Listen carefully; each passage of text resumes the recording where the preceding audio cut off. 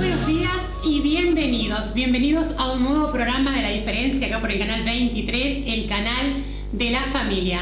Bueno, público, después de dar la bienvenida quiero decirle a todos ustedes que vamos a volver de vuelta con el tema de la semana anterior. Violencia doméstica y violencia de género. ¿Qué son?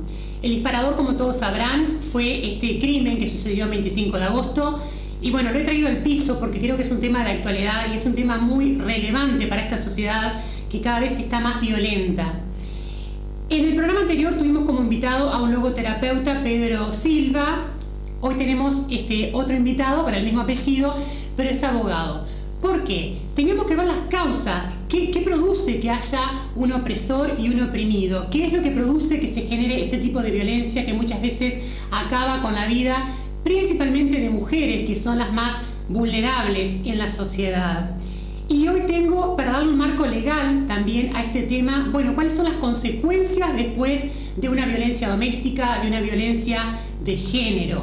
Por eso hoy tenemos como invitado a un doctor en Derecho, un abogado, como decimos comúnmente, para que nos cuente un poquitito cuáles son las normas, las leyes que amparan a este oprimido, o esta persona violentada, y cuáles son las leyes que van de alguna manera a castigar a este opresor o persona que violenta sobre la vida de otra persona.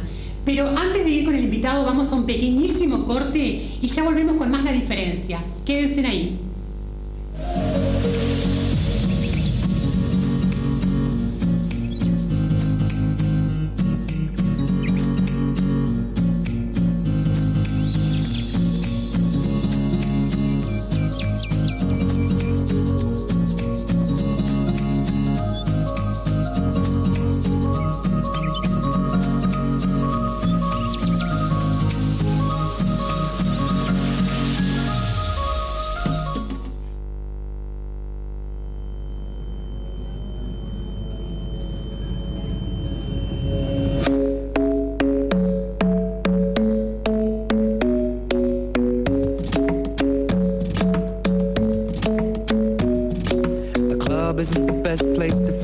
So the bar is where I go. Me and my friends at the table doing shots, tripping fast and then we talk slow. Come over and start up a conversation with just me, and trust me, I'll give it a chance. Now take my hand, stop it, and the man on the jukebox, and then we start to dance. Empresa Gabar, más de 20 años al servicio de los floridenses. Contamos con líneas a Paso Severino, Mendoza, 25 de Mayo y Cardal. Nuestro servicio interdepartamental incluye Ruta 12, Ruta 6, Ruta 11 y Ruta 101 al aeropuerto. Pasamos por Chamizo, San Ramón, San Bautista, Santa Rosa, San Jacinto, Pando, aeropuerto. Pasamos por Hospital de Clínicas y llegamos a Tres Cruces. Hacemos excursiones para grupos en general y también informamos que los equipos deportivos pueden trasladarse en nuestra cómoda unidad a todos los puntos del país. Empresa Gabar, más de 20 años al servicio de los floridenses. Todos estos aplausos son para vos, Murmullo, porque nos dejás nuestro vehículo 0K. Gracias, Murmullo. ¿Y vos qué estás esperando? Llama al Murmullo 095 954 802.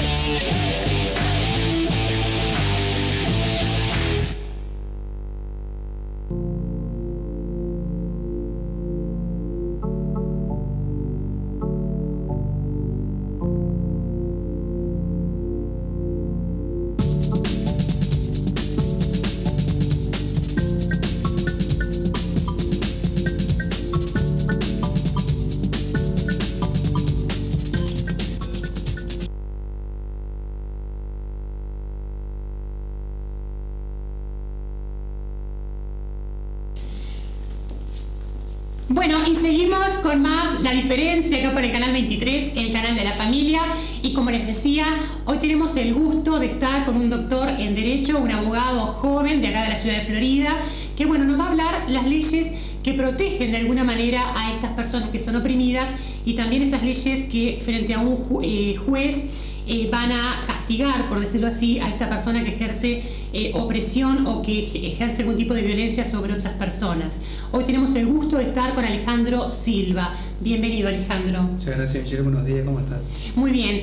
Bueno, un placer que estés aquí. Muchas gracias. Un gusto realmente porque tenemos un abogado joven que justamente yo me acordé de vos porque creo que siempre apuesto a la gente joven, a la gente que está nuevita en el tema y que también no se le suben los humos a la cabeza, porque a veces el tema de los títulos, que yo siempre castigo un poco a la gente con eso, bueno, parece que el título no sé, les pone una banda acá y yo soy la doctora o el doctor y no voy a ir a un programa a hablar estos temas. Y no se dan cuenta que este programa siempre es un aporte a la sociedad, lo que yo te comentaba fuera de cámaras. Estás haciendo un gran aporte a un montón de mujeres, también hombres, pero principalmente mujeres, que sufren el tema de la violencia, porque se desconoce cómo es el procedimiento muchas veces judicial o policial, porque también, o sea, las mujeres dicen, no, a mí me golpea, yo voy, denuncio, pero no firmo la denuncia, entonces fue una queja, no fue una denuncia. Y bueno, hoy queríamos hablar un poquitito contigo sobre la violencia de género y violencia doméstica, y bueno, aclarar cuáles son las diferencias entre violencia de género y violencia doméstica en la rama judicial, digamos. Bueno, Michelle, muchas gracias por haberme invitado, agradezco la deferencia para conmigo, tu presentación. Sí, efectivamente, la violencia doméstica es un tema, la violencia doméstica y violencia de género es un tema muy sensible en la sociedad y que está lamentablemente muy en boga. Sí, claro. Bueno, se está viendo más. Esto de la violencia se está viendo más, Alejandro. Se visualiza mucho, se visualiza demasiado. No sé si es que hay más violencia o que se visualiza más. Yo considero que se visualiza más. Antes existía violencia antes. ¿Sabes qué? El programa anterior hablábamos con Pedro el tema de que por qué los matrimonios antes duraban un montón de tiempo y aparentemente era un matrimonio feliz o modelo, digamos. La mamá, el papá, los niños, aparentemente ahí no había violencia, pero también la mujer era una oprimida constante porque no trabajaba, porque se dedicaba a criar a los hijos.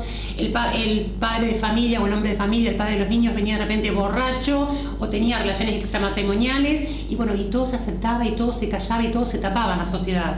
Y creo que en ese momento también habría violencia, pero justamente, o sea, era como un tabú hablar de violencia en una familia que tenía que ser modelo. Yo considero que lo que sucede es un cambio de paradigma en la sociedad. El modo de pensar de la sociedad cambia o varía en cada época, en cada año, no pensamos de la misma manera en el 1800 que ahora pensamos totalmente distinto, ¿no? Claro. Tenemos otras costumbres, otra manera de vivir, ya sea por la tecnología, ya sea por los avances, ya sea porque uno se cuestiona si es bueno o no es bueno con el accionar social, las normas sociales. En base a ese cambio a ese accionar social, a ese reclamo social por un cambio o para una mejora de la vida, ¿no? Es que el legislador implementa determinadas leyes. Cuando hablamos, ¿cuál es la protección jurídica? Hablamos de la protección jurídica, ¿cómo te explico? Vamos a empezar por un principio.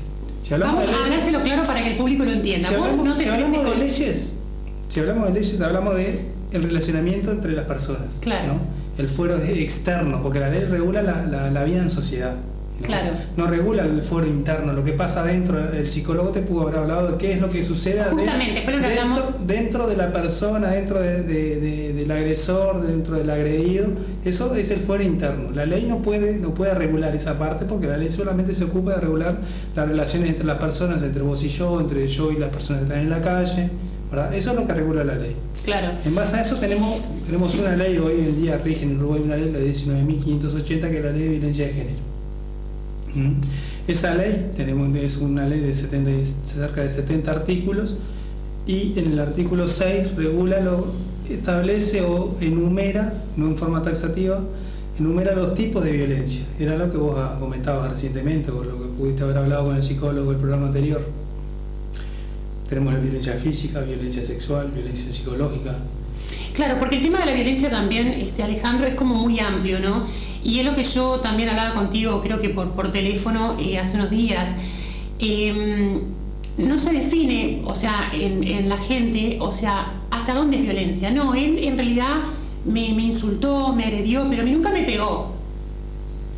¿Tá? Entonces, es como que es violencia sí te golpeó, es violencia sí te violó, es violencia sí, o sea, la parte más que atenta más, digamos, a lo psicológico, o sea, al daño psicológico, como que de repente no se contempla en el común considerarlo violencia. Claro, capaz que en la jerga, en el diario vivir, o si me pega y si me lastima, eso lo considero violencia. Claro. Pero si me insulta todos los días, me agravia, me humilla, aminora mi comportamiento, o aminora o me trata como que si no fuese una persona suficiente, ahí podremos considerar que existe violencia psicológica. Pero es muy difícil probarlo eso. Claro, ahí estamos en otro ámbito que es el tema de la prueba, ¿no?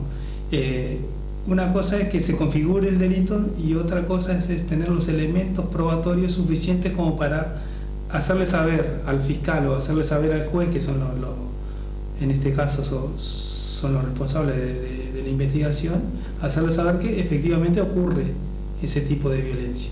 Claro. Ahí radica el problema. Entonces la gente dice, ¿qué voy a denunciar que me grita, que me insulta, que me dice que no sirvo para nada todos los días si no tengo cómo probarlo? Y va a quedar en la nada. Va a quedar ese común denominador que dice, va a quedar en la nada. Claro. Pero el efecto de que, no porque jurídicamente vaya a quedar en la nada, no significa que no está regulado en una ley y no está protegido. En tanto se pueda probar, se va a hacer algo, se va a actuar de alguna manera. Claro. El tema radica en, los psicólogos lo saben expresar mejor, el tema radica en querer cambiar esa situación por parte del oprimido. Y por eso se creó esta ley de género, para poder cambiar esa situación. El oprimido o la víctima de violencia necesita sentirse confortada, necesita sentirse protegida, necesita saber de que si sale de esa situación no va a volver, y si vuelve a esa situación va a ser peor. Necesita estar segura de que al momento de salir ya va a haber gente que la va a proteger, o va a estar segura de que no va a volver a recaer en ese ámbito de violencia. Claro, esa es la parte más difícil. Porque siempre también, que yo lo hablaba con Pedro en el programa anterior, lo que sucede, creo, en un lugar donde se genera violencia y donde muchas veces termina con un crimen tan brutal como puede ser el del 25 de agosto u otro, ¿no? Se naturaliza. Claro. Entonces, creo que eso tiene un punto de partida. O sea, desde la psicología, el logoterapeuta nos decía, bueno, eso tiene que ver un poco con la educación que el niño tiene, lo que al niño se le está dando desde pequeño a través del ejemplo. Si papá le grita a mamá, si yo veo que papá de repente le pega a mamá y mamá se calla, muchas veces el niño a futuro puede llegar a repetir de vuelta la historia que vivió en su niñez. Pero bueno, rebobinando, o sea, la violencia comienza por algo, o sea, por el insulto, después un golpe, hasta que puede terminar en un crimen, ¿no? Y hay que prestar atención a eso, o sea, cuando empieza el tema de que me insultó, me dio una cachetada, y bueno, ¿qué hace la mujer frente a esta situación? Porque como vos decís, no puedo denunciar que me insultó, porque seguramente las pruebas no son tan... No es que no puede, sí, efectivamente puede. Se inició una investigación por parte de la Unidad Especializada en Violencia Doméstica y de Género, que está en Florida, está en la calle 18 de Julio, ahí entre Gallinal y Valle y Ordóñez. Ahí está la unidad especializada que se dedica a investigar este tipo de situaciones, ¿verdad? Es un equipo de oficiales que trabaja de manera muy eficiente, muy bien, y está en comunicación con la Fiscalía, que es la que se encarga de investigar jurídicamente, el órgano encargado de investigar este tipo de delitos. Claro, pero también, o sea, otro caso que pasa, Alejandro, y yo siempre traigo lo que escucho del público, ¿no? Dicen, la jueza no hizo nada, tuvo que esperar que la mataran para hacer algo, había denuncias previas y no pasó nada, porque seguramente ese oprimido vuelve a la casa a vivir con su opresor en muchos casos. Bueno, ahí es muy diverso todo, te explico. Cuando sea, te voy a dar una situación hipotética de un presunto caso de violencia, ¿no? Hay un caso de violencia, se hace la denuncia, el juez toma conocimiento y el juez, al tomar conocimiento, impone medidas cautelares ya establecidas por la ley de violencia de género. En esas medidas cautelares, imagínate que es una pareja, el agresor, vamos a suponer que en este caso es el hombre, puede ser la mujer, no tiene por qué ser siempre el hombre. El juez en ese caso le informa a la policía de que lo intima a retirarse del hogar conyugal, ¿no?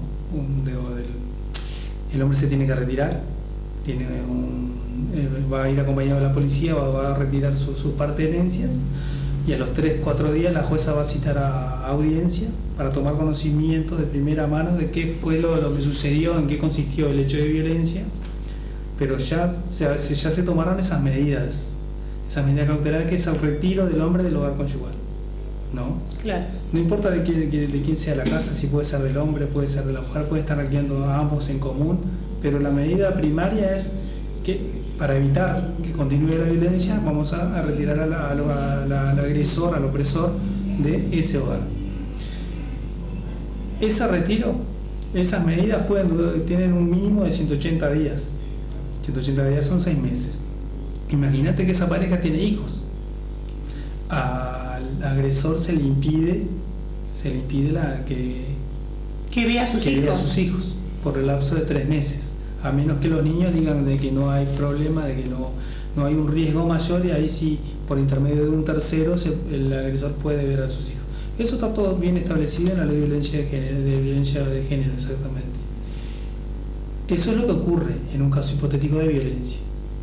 ¿Y quién cuida a esa mujer que queda ahí en su casa? Retiran al padre de familia, a su marido, a su pareja, lo retiran. ¿La mujer queda sola ahí sin protección, sin nada? Bien, en algunos casos se le asigna una custodia policial, como vemos, ¿no? Tenemos varios móviles en la ciudad esparcidos por distintos domicilios a los efectos de evitar que el agresor vuelva a incurrir en esa conducta. Ahí, ¿cuál es el tema? Ahí es que lo que vio la jueza fue que el agresor podía reincidir. Había como un prontuario, no es la palabra prontuario, pero había tipo un historial, y el hombre es factible de reincidir en caso de violencia. Por eso la jueza tomó otras medidas, que es ponerle una custodia a la víctima, para una mayor o mejor protección. No todos los casos de violencia son iguales, no todas las situaciones son iguales, no todas las personas ejercen violencia de la misma manera, ¿verdad? ¿Y en qué caso ponen tobillera, Alejandro? Porque también, he visto algunas personas que con tobilleras, inclusive a la persona violentada se le da una especie de aparato, no sé bien, lo digo porque no sé muy bien. La tobillera va en los dos lados, porque la tobillera es un dispositivo electrónico que va colocado sobre el agresor, no es una tobillera, va en el tobillo, ¿no? Y tiene un teléfono, es como un teléfono que tiene que estar al lado de la tobillera. Y la víctima tiene otro teléfono, son como GPS, ¿no? GPS. Entonces, si la tobillera se acerca a donde está la víctima, que tiene que tener el teléfono, suena, ¿no? Y el centro de monitoreo llama tanto al agresor o puede llamar a la víctima para informarla de que está muy cerca de la persona. Y ahí se tiene que retirar del lugar. Si no se retira, se incumple, un móvil policial se le va a acercar y le va a exigir que se retire de donde está. Básicamente es eso. ¿Por qué los dos tienen un dispositivo? Por el hecho de que son dos personas, cada uno tiene un dispositivo de GPS, y cuando se acerca suena la alarma, y ahí se le informa a las partes de que están muy cerca y se tienen que retirar. Es un dispositivo que cubre un mínimo de 500 metros. Por eso la medida de restricciones, una de las medidas cautelares es el no acercamiento, la no comunicación, el no acercamiento. No acercamiento por un mínimo de 500 metros, son 5 cuadras. No puede estar cerca de... Yo estoy acá y mi agresor no puede estar a 5 cuadras a la redonda. Pasa que para contemplar la teoría, claro, está perfecto lo que dice la ley. Pero en la práctica, tipo Florida o tipo los pueblos aledaños a Florida, pues, hablemos de 25 de Mayo, Fray Marcos... 5 cuadras un montón también. Se termina el pueblo. Claro. Entonces ahí la jueza lo aplica utilizando el sentido común, la lógica, ¿no? Y tal vez no dice 5 cuadras, tal vez dice 3 cuadras, ¿no? Le pregunta a la víctima o al victimario dónde está viviendo ahora, dónde está viviendo la otra persona, qué tan lejos de su casa vive. No, ahora vive en la casa de la madre a 3-4 cuadras de donde estoy viviendo yo. Bueno, la zona de exclusión va a ser de 3-4 cuadras, porque si no lo dejamos. Claro. ¿Dónde va a vivir la persona? ¿A dónde va a ir? Es muy complejo el tema. Hay que aplicarlo al caso concreto, ¿no? Entonces, no todos los agresores tienen el mismo nivel de agresividad, no todos los agresores tienen el mismo historial.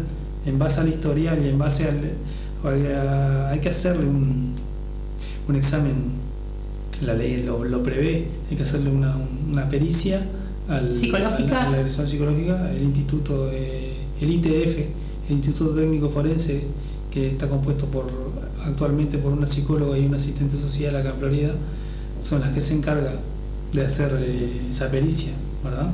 ¿Y en qué queda esto, Alejandro? Porque bien, o sea, alejan a la persona, aparentemente la golpeó, no sé, verbalmente. Puede haberla golpeado, puede haber ejercido violencia psicológica, violencia sexual, violencia económica. Bien, ¿y en qué queda esto? Porque lo alejan, la señora queda ahí con sus hijos y después... Bien, ahí depende el grado de vulneración económica que tenga la víctima. Imagínate que yo denuncio a mi agresor y no tengo por qué ser un profesional o un empresario exitoso, pero tengo mi trabajo. Tengo mi trabajo, tengo un hijo, tengo mi trabajo, cumplo las 8 horas, gano bien, si hago horas extra gano mejor. Yo decido, en ese caso, yo puedo sustentarme económicamente, no tengo ningún problema. Claro. Si tengo un hijo, esto escapa a lo que es violencia doméstica, sino es de derecho de familia, el día de mañana puedo exigirle al padre del hijo, que fue en este caso hipotético, estamos hablando siempre de casos hipotéticos, en este caso fue el que me agredió, puedo exigirle una pensión alimenticia para solventar los gastos del menor, porque dicen yo sola no puedo con el niño porque va a la escuela, porque va al liceo, que imagínate la merienda, todos los días. Claro. Eso en ese caso hipotético. Imagínate que yo no tuviese trabajo, fuera la víctima, no tuviese trabajo, ahí están los organismos sociales. Puede estar el MIDES, puede ser apoyado por la Intendencia, pero ¿cuál es el problema? El problema es que no hay fondos, no hay recursos. Por eso cuando ayer yo estaba escuchando el informativo, veía en un canal de Montevideo que hablaban de los recursos para implementar la ley de género, porque la ley de género prevé el resguardo de la víctima, ¿no? Ahí es donde entraría el MIDES, pero si no hay plata, no puedo hacer resguardo de nada, no puedo cuidarla, no puedo ayudarla económicamente, tanto el MIDES como el INAU, que es el que se encarga de los menores, ¿no? Hacer un seguimiento, tanto el MIDES como no tengo fondos. Así que actualmente no hay fondos, digamos, para resguardar, digamos, la integridad de esa persona que es violentada. Bueno, yo efectivamente, yo no conozco las finanzas de cada uno de los organismos, pero no te puedo decir si hay o no hay. Tanto el MIDES como el INAU hacen, dentro de sus posibilidades, hacen el mayor esfuerzo para hacer un seguimiento y para que esa persona víctima de violencia doméstica no recaiga de nuevo en la misma situación. Tal vez no se le puede contemplar en un 100% a cada una de las víctimas, pero sí se le hace un seguimiento y uno dice, pero en la práctica es como que si no me ayudan, como que si no me sirviese para nada. Pero dentro de las posibilidades de cada organismo sí se trata de contemplar la situación de una víctima que económicamente no está en las mejores condiciones. Claro, porque también algo que sucede, que yo lo he escuchado mucho en la calle, y es que te dicen, no, lo que pasa es que yo no lo puedo denunciar porque, bueno, yo no tengo trabajo, tengo 4 menores, bueno, y mis padres no me pueden ayudar, mis padres no me pueden ir a vivir con mis padres porque mamá tampoco tiene trabajo, mi papá cobra una jubilación chiquita, o sea, como que todo el entorno es muy complejo. Entonces la persona que es agredida, que está oprimida, sigue aguantando una situación porque no hay un entorno, digamos, que le dé solvencia económica y que sea un poco, que amortigüe la situación. Entonces siguen aguantando por los hijos. Y también porque el Estado, como vos decís, puede llegar a paliar un poco la situación, pero no hay una solución para esto. Claro, ese es el tema difícil de la sociedad, ¿no? La ley regula que van a haber equipos multidisciplinarios que van a ayudar a la víctima, va a haber un órgano que va a asesor, la ley lo regula, pero en la realidad y en la práctica y en el diario vivir nos encontramos con esta problemática, ¿no? Que el agresor, el opresor ejerce violencia económica, porque si en ese caso en concreto donde la víctima tiene hijos, en teoría el agresor, el que ejerce violencia es el papá de los niños, tendría que ayudarla económicamente en caso de que se separen, en caso de que se termine el vínculo, ¿no? Tendría que ayudarla económicamente. Es de cajón que no la va a ayudar, porque si se van a pelear, si se van a distanciar, tal vez me equivoque, pero una de las grandes posibilidades es que no la vaya a ayudar. Ahí está el miedo de la víctima, en el aspecto económico. Ese es un tipo de violencia también que ejerce el agresor. Yo soy el que trabajo, yo soy el que mantengo a la familia, yo te doy la plata para lo básico, vos, y junto con ese tipo de violencia económica se puede apreciar de que también hay violencia psicológica, porque al insultar, al menoscabar, al agredir, al hacerle sentir a la otra persona como que si no tuviese capacidades para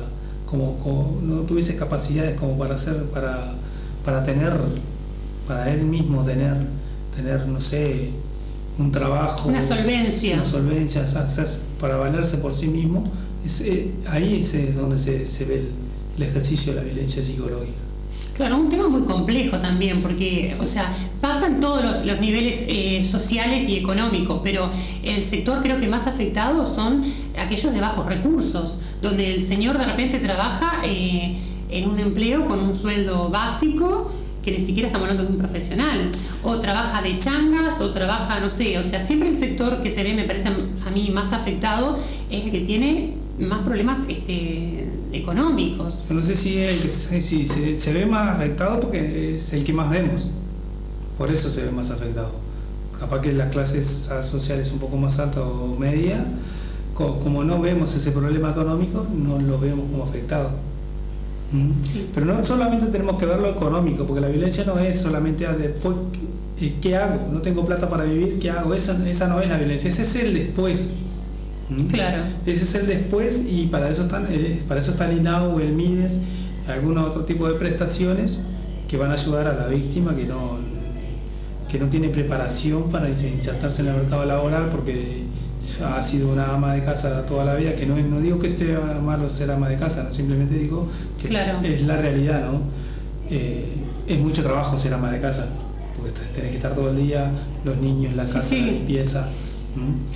Entonces, el no estar preparado para o no poder acceder a un mercado laboral que te pueda sustentarte, ese es el después, ¿no? El antes es la violencia.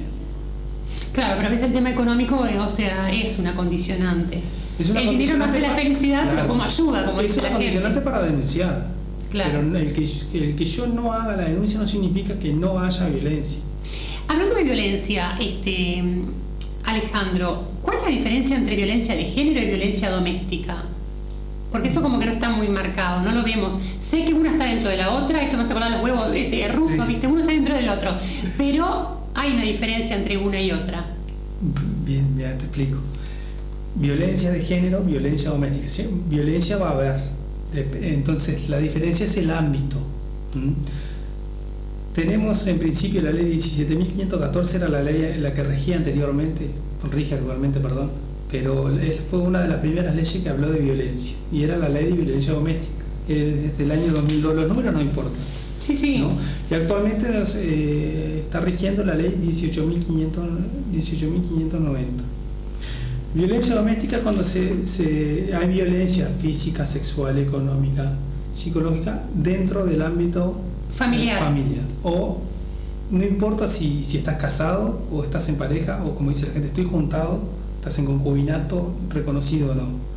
Cuando se realiza en ese tipo de ámbito, cuando hay una relación afectiva de techo y lecho, como dice la ley, de techo y lecho. Cuando hubo una relación afectiva y hay violencia psicológica, te pega, te agrede, te insulta, estás en pareja, estás en concubinato y te controla tu dinero, o te da solamente uno de los dos. Qué complejo el tema, es muy complejo, muy amplio. Ahí es cuando se produce la violencia doméstica, porque está dentro de ese relacionamiento, ¿no? de pareja. Ya la violencia de género es un poquito más amplia, no necesariamente tiene que haber una relación afectiva para que se configure violencia de género. Esa básicamente es la diferencia. Primero teníamos esa ley que regulaba la violencia doméstica, ahora tenemos la ley de violencia de género, que dentro de uno de sus incisos, en el artículo 6, regula la violencia doméstica. Dice, violencia es violencia doméstica tal cosa. Claro. Porque si vamos, el artículo 6 de la ley 18.590 tiene, yo tengo acá un resumen, tiene muchos incisos, y en cada uno de esos incisos regula todos los tipos de violencia que pueda haber. A modo de ejemplo, habla de la violencia sexual, violencia psicológica, violencia física, la violencia patrimonial, y la violencia laboral, violencia educativa, el acoso sexual callejero, algo que está muy de moda ahora, ¿no? ¿Cuándo se configura acoso sexual callejero? Y me río porque a mí me pasó muchas veces. La violencia, y acá en el inciso O dice la violencia doméstica. Constituye violencia doméstica toda acción u omisión directa o indirecta que menoscabe, limitando legítimamente el libre ejercicio o goce de los derechos humanos de una mujer, ocasionada por una persona con la cual tenga o haya tenido una relación de parentesco, matrimonio, noviazgo, afectiva o concubinaria. Claro. Tiene que existir este tipo de relación para que se configure este tipo de violencia doméstica. El resto de las violencias no necesariamente tiene que haber una relación. La violencia sexual no tiene por qué haber una relación afectiva, porque cuando se viola a otra persona, o sea, se le agrede sexualmente, yo puedo agredir sexualmente a alguien en la calle y eso configura violencia. Sí, el tema de las violaciones que está tan de auge, ¿no? Que están saltando violaciones por todos lados, y desgraciadamente es a menores de edad. Bueno, Alejandro, yo te propongo que vayamos a un pequeño corte, y después del corte seguimos con este tema tan complejo como es la violencia de género, la violencia doméstica, y bueno, cómo es el proceder judicial. Vamos a un pequeño corte y ya volvemos con más La Diferencia acá por el canal 23.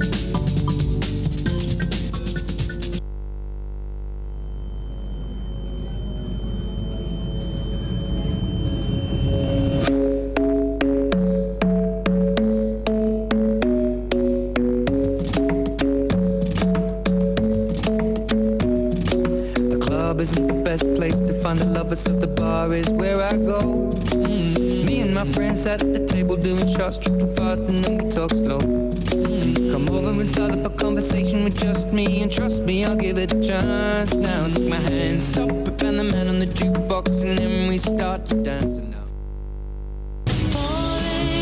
Empresa Gabar, más de 20 años al servicio de los floridenses.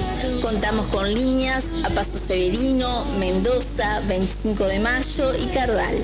Nuestro servicio interdepartamental incluye Ruta 12, Ruta 6, Ruta 11 y Ruta 101 al aeropuerto.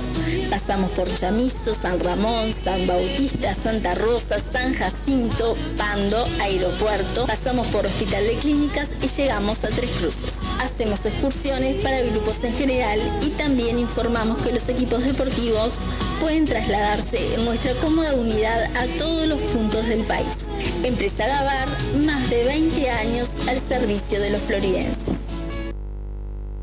Todos estos aplausos son para vos, Murmullo, porque nos dejás nuestros vehículos 0K.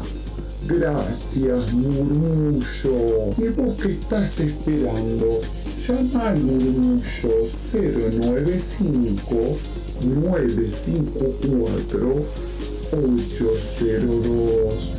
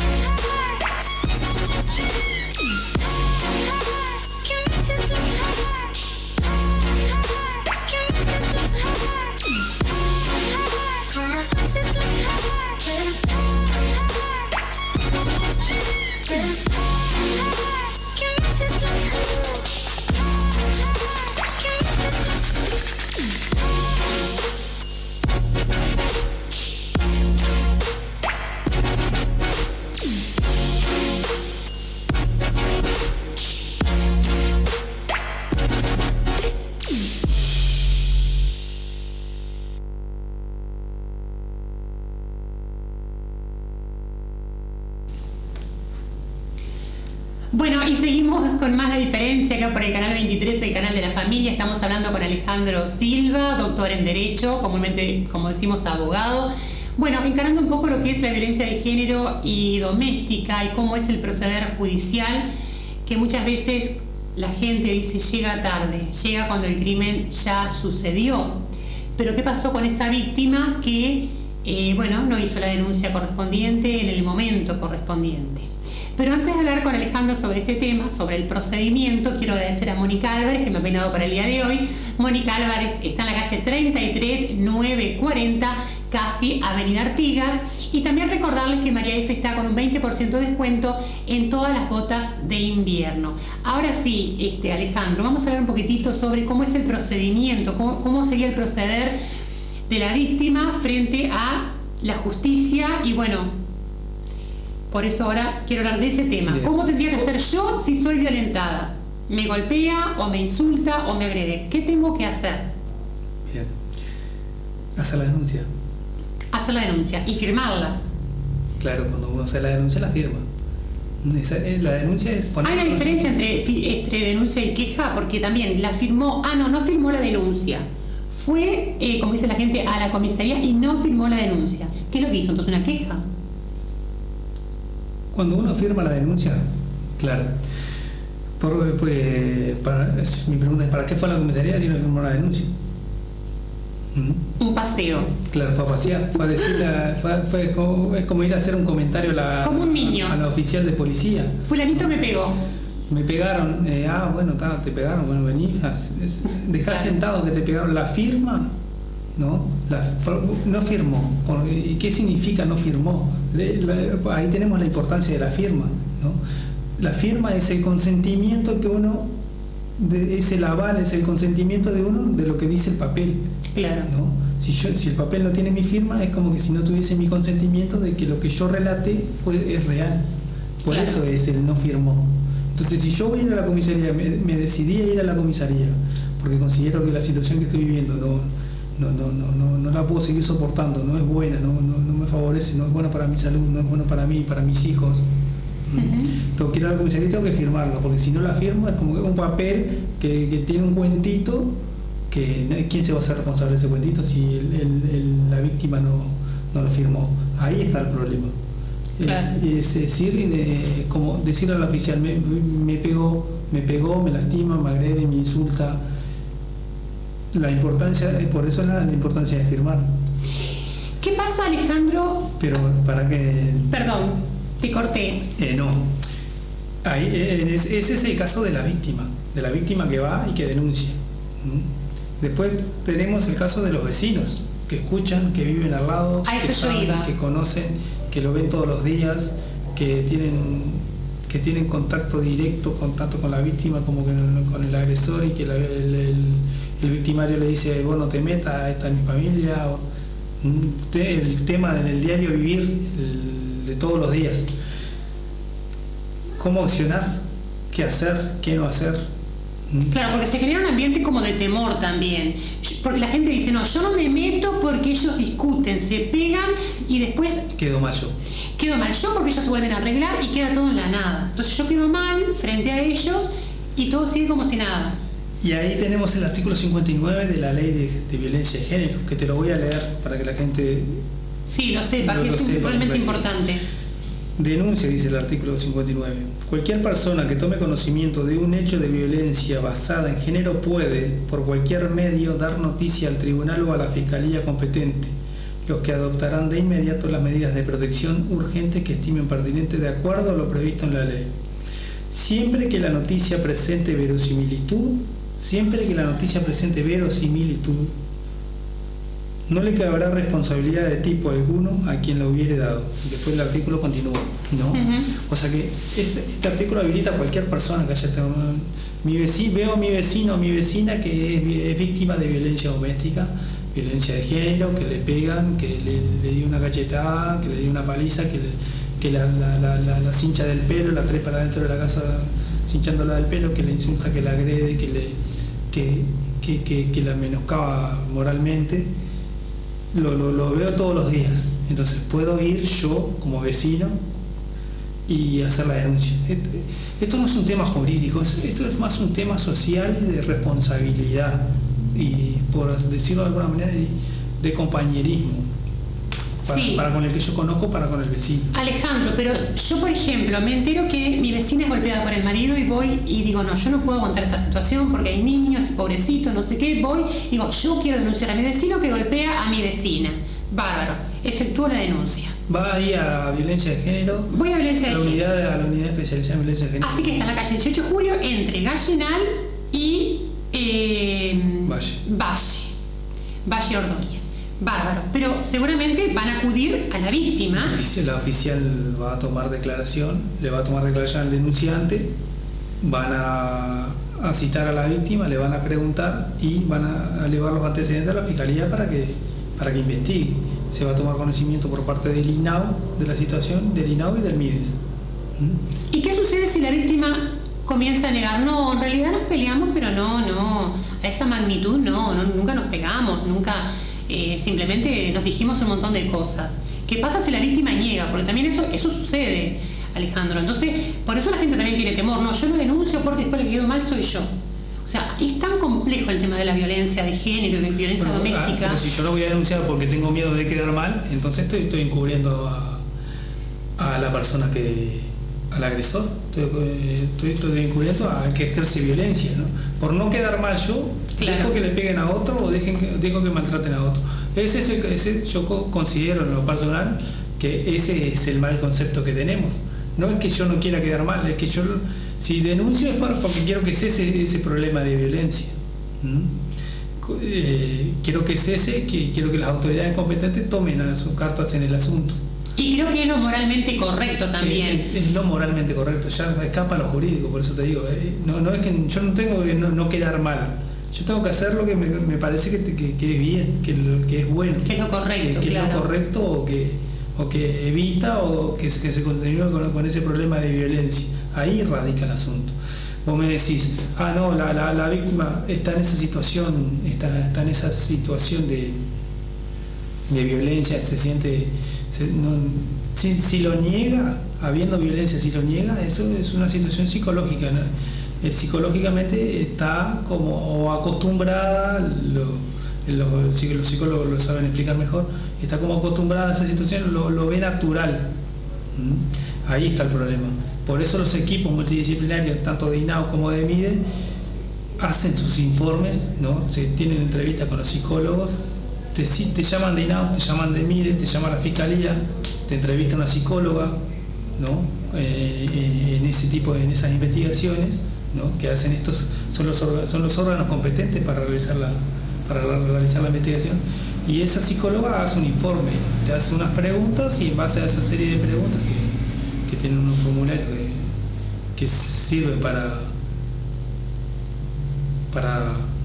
ver cómo se viene dando el problema, hacen un informe, y ese informe puede decir, bueno, esta persona sí es víctima de violencia doméstica por cómo responde, por sus actos, por sus dichos, o no es víctima de violencia doméstica.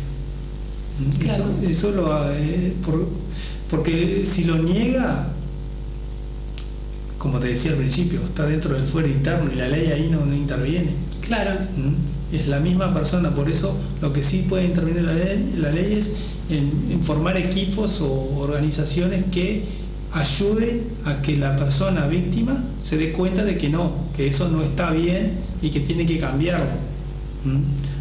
Ahí entran los psicólogos, los asistentes sociales, claro, el apoyo económico, ahí entran.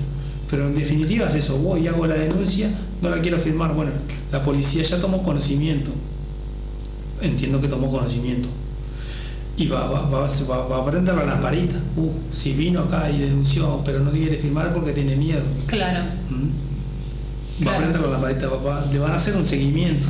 Lo correcto entonces sería ir y denunciar frente a esta situación, Alejandro, seas víctima o seas el vecino de la víctima que ve lo que se produce en ese hogar. Siempre lo correcto es denunciar cualquier asunto de violencia doméstica. Lo bueno es siempre hacer uso de lo que establece la ley. Hacer uso, pero no abuso. Claro. No querer sacar tajada de esta situación o de esto que, como tiene medidas cautelares que son muy rápidas, muy efectivas, el retiro del hogar conyugal, una pensión alimenticia provisoria para los menores, como tiene todos esos elementos, a veces la gente hace abuso. Por eso dice el artículo, no le cabrá responsabilidad de tipo alguno cuando la denuncia presente verosimilitud. No es ir y denunciar por denunciar, es denunciar efectivamente si hay un caso de violencia, no para hacer un mal uso de la ley.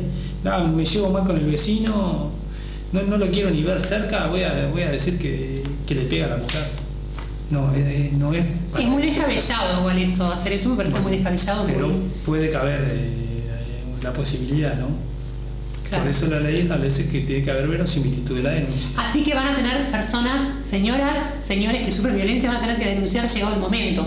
El tema es que acá entra en juego también algo que lo tocamos con este logoterapeuta, el tema del amor, porque yo lo amo, y el amor no soporta todo, el amor no soporta golpes, el amor no es tan ciego como se dice. Y es un tema complejo, porque este tema también sale, yo no lo quiero denunciar porque yo lo amo, o yo soporto que le pegue a mis hijos porque lo amo, o en el peor de los casos, viola a mis hijos pero yo me callo porque lo amo. Me parece que eso no es amor. Eso tendrá otro nombre, pero no es amor. Porque esto se está viendo también a nivel nacional, es impresionante la cantidad de denuncias que hay, no solamente de violencia, sino de violaciones a niños, que eso me parece totalmente algo que me desquicia y me pone loca, como yo digo. En el peor de los casos terminamos con víctimas, como sucedió acá en Florida, que después nos lamentamos, pobre fulana, sí, es verdad, es realmente una pena, porque a veces quedan niños chicos y ellos no tienen la culpa de lo que los grandes hacen. Pero creo que es necesario que el ser humano, las personas, tomen conciencia de que realmente estas relaciones así, cargadas de golpes, de insultos, de agresión, pueden terminar peor. Y es el momento exacto, tomar la decisión exacta para decir, yo voy a denunciar, yo voy a hacer algo, porque yo no puedo seguir con esta situación por miedo a que económicamente no me pueda solventar. como tú decís. Bueno, Alejandro, es como que venimos llegando a la recta final del programa. Yo quiero contarles al público que este programa sale en vivo todos los sábados de 10 a 11. En este momento estamos en vivo. Hoy sábado, no sé, deben ser cerca de las 11 de la mañana, estamos en vivo. Pero después se ve la repetición, así que las personas que quieran mandar mensaje lo tienen que hacer los sábados de 10 a 11 horas, porque después los mensajes no me llegan y no los puedo leer. Y también le quiero agradecer, a un señor que por allá cerca del hospital me gritó felicitaciones por el programa y yo no me di cuenta ni quién era, porque es común que la gente en la calle me grite, me diga, Michelle, divina, no sé qué, te felicito por el programa. Me felicitan por el casamiento, por el programa, o sea, ya no sé ni por qué me felicitan, ¿no? Cuando me dicen te felicito, gracias, y sigo. Alejandro, ha sido realmente un gusto tenerte aquí, pero antes yo quiero preguntarte a ti, tú estás ejerciendo como abogado. Sí, contame un poquito dónde estás ubicado, dónde está tu consultorio, si la gente te puede ir a hacer algún tipo de consulta, no solamente por violencia, creo que lo tuyo es muy amplio, porque trabajas mucho en lo laboral también. Sí, es una de las materias, familia, ¿no? Violencia doméstica está injertado dentro del tema familiar, está laboral, civil, penal, familia, son todos los casos, todos los temas que yo trato. Qué bueno. Trabajaste mucho tiempo también con el doctor Cono Martínez. Con Raúl Martínez, que le envío un saludo. Yo también, le mando un beso grande. Si está acá en Florida o debe estar en la chacra, allá por ahí, por La Macana. Qué bueno, disfrutando de la jubilación. ¿Dónde tenés ubicado tu...? No, ahora estoy ubicado en la calle Rivera, 3477, ahí. Para los que son de Florida, pegado al edificio nuevo, en la inmobiliaria Matos, ahí estoy. Ese edificio glamoroso, pegado al edificio glamoroso está Alejandro con su Esa es la ubicación geográfica que le doy a todas las personas. Vení por Rivera, pegado al edificio nuevo, ahí en la inmobiliaria Matos. Qué bueno. ¿Y un teléfono de contacto, Alejandro, que tú quieras dejar? Porque a veces la gente quiere mandarte una consultita para después ir en persona. O sea, ¿cómo pueden hacer para ponerse en contacto contigo? Bueno, a través de mi celular, que es 091-290-806. Reiterámelo, porque el señor o la señora que va a agarrar el papel y anotó calle Rivera, pegado al edificio glamoroso, ahí en la inmobiliaria Matos, entra y a mano izquierda está en la oficina de Alejandro. Reiterame de nuevo el teléfono para que el señor o la señora lo pueda anotar. 091-290-806. Buenísimo, Alejandro, buenísimo. Me imagino que se fueron los nervios, porque estábamos muy nerviosos en principio. El tema de las cámaras a veces genera como ese nerviosismo interior de, ay, ¿qué digo? ¿Qué hago? Hago el ridículo y no puedo hacer tal cosa. Y conmigo eso no sucede. Porque solo resta agradecer la invitación y estoy a la orden para cualquier cosa que necesiten. Muchas gracias, Alejandro. Y nada, público, qué decirles, que les agradezco enormemente que estén del otro lado. También que me digan en la calle, Michelle, te felicito porque es un motor muy importante para seguir. Y este programa principalmente tiene como meta hacer algo bueno por la sociedad. Estos temas que yo trato acá y que traigo al piso del Canal 23 principalmente tienen como meta llegar al público. Son temas de actualidad, problemas actuales, muchas personas que vienen a contar su historia de vida, que me parece fabulosa y que puede ser motivación para otras. Este programa es de y para la gente. Público, gracias. Los espero el próximo sábado para seguir compartiendo más La Diferencia acá por el Canal 23, el canal de la familia. Chau, chau.